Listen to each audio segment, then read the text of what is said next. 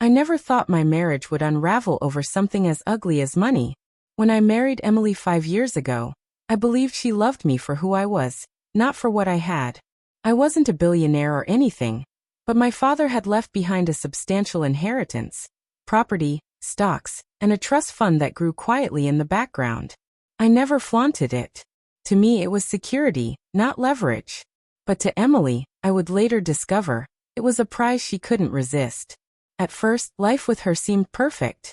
She was charming, affectionate, and supportive in ways that made me feel lucky every single day. We built what I thought was a strong foundation, and I didn't question her motives when she insisted on managing our household finances. She said she wanted to ease my stress, so I could focus on work. I trusted her. I didn't see the cracks forming beneath the surface, hidden under her dazzling smile and soft words. Things began to change after my mother passed away. Along with her memories came another portion of inheritance, and that's when Emily's behavior shifted. She suddenly became more controlling about money, questioning my spending habits, and suggesting we invest everything into accounts she managed. At first, I thought she was just being practical, but then came the subtle pressure. Jokes about how the inheritance should be ours. Hints that I owed it to her for standing by me. The warmth in our relationship began to fade. Our conversations turned into arguments. She accused me of being selfish whenever I hesitated to hand her control. And when I resisted, she grew colder, retreating into nights out with friends, staying late at work, and avoiding intimacy. I tried to rationalize it, telling myself that stress changes people. But deep down, something gnawed at me. A feeling that her love was no longer real, that she was playing a game where the prize was my father's legacy. Then one evening, while she was showering, her phone lit up on the nightstand. A message preview caught my eye. "Can't wait to see you again. Last night was unforgettable." My chest tightened. My hands shook. In that moment, everything I had doubted came crashing down with brutal clarity. I wanted to believe there was an explanation, some innocent reason why another man would send her that kind of message. But deep inside, I already knew the truth. Emily wasn't just after my inheritance.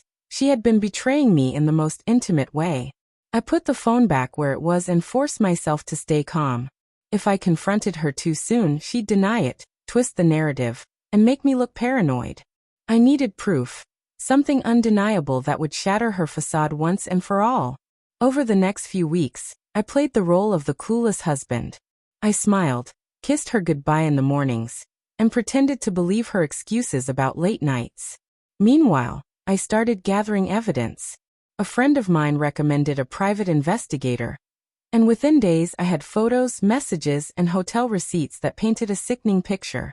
Emily wasn't just cheating. She was reckless, meeting her lover in public places, laughing at dinners, holding his hand as if I didn't exist. The investigator delivered everything neatly compiled in a folder. I remember sitting in my car, flipping through each photo, feeling my stomach twist. There she was, my wife, looking happier with him than she had in years with me. The betrayal cut deeper than I imagined, but along with the pain came a sense of clarity. This wasn't just about heartbreak. This was about survival. If she wanted my inheritance, she wasn't going to get it through manipulation or deceit. I started planning carefully. In our state, infidelity was grounds for divorce with significant consequences. If I filed with proof, she would lose any claim to my inheritance. The irony was sharp. She had betrayed me for money, but that betrayal would be the very thing that stripped her of it. I knew I had to confront her, but not in anger. No shouting, no tears. I wanted her to see that I wasn't broken, that I was stronger than she ever imagined. So I set the stage. I invited her to dinner at home, lit candles, opened a bottle of wine. She walked in smiling, probably thinking I was trying to patch things up. But inside me, a storm of resolve was waiting to break.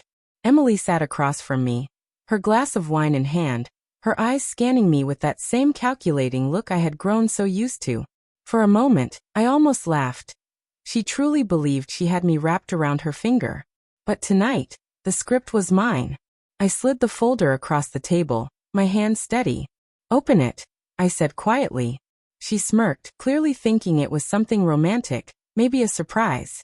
But the moment she saw the first photograph, her and Daniel, holding hands outside a hotel, her face drained of color. She flipped through the evidence, her fingers trembling, her lips parting as though words might save her. This isn't what it looks like," she stammered. I leaned back, my voice calm, almost cold. "It's exactly what it looks like, Emily. And you know what the best part is? You've just lost the very thing you were after. I know about your plan. The inheritance. The manipulation. You thought you could break me down, make me sign it all away. But thanks to your affair, you won't see a single cent." Her mask slipped instantly, anger flashing in her eyes. "You can't do this to me," she hissed. "I gave up everything for you." I shook my head, a bitter smile tugging at my lips. "No, Emily. You gave up everything for greed. And now you've lost." The silence that followed was heavy, her breathing ragged, her eyes darting as though searching for a way out. For the first time, she looked small, powerless. I stood, sliding my chair back, and placed the divorce papers on the table beside the folder. "Sign them, Emily. This is the only mercy you'll get from me." Her hands shook as she reached for the pen, fury and humiliation burning in her eyes. When the last stroke of her signature dried on the paper, I felt an unexpected calm settle over me. The storm had passed. She was out of my life, stripped of her lies, her schemes, her grip on my future. As I walked away that night, I realized something vital. Betrayal doesn't define you. It reveals who someone truly is. And in the end, Emily revealed everything I needed to know. I hadn't lost. I had won my freedom.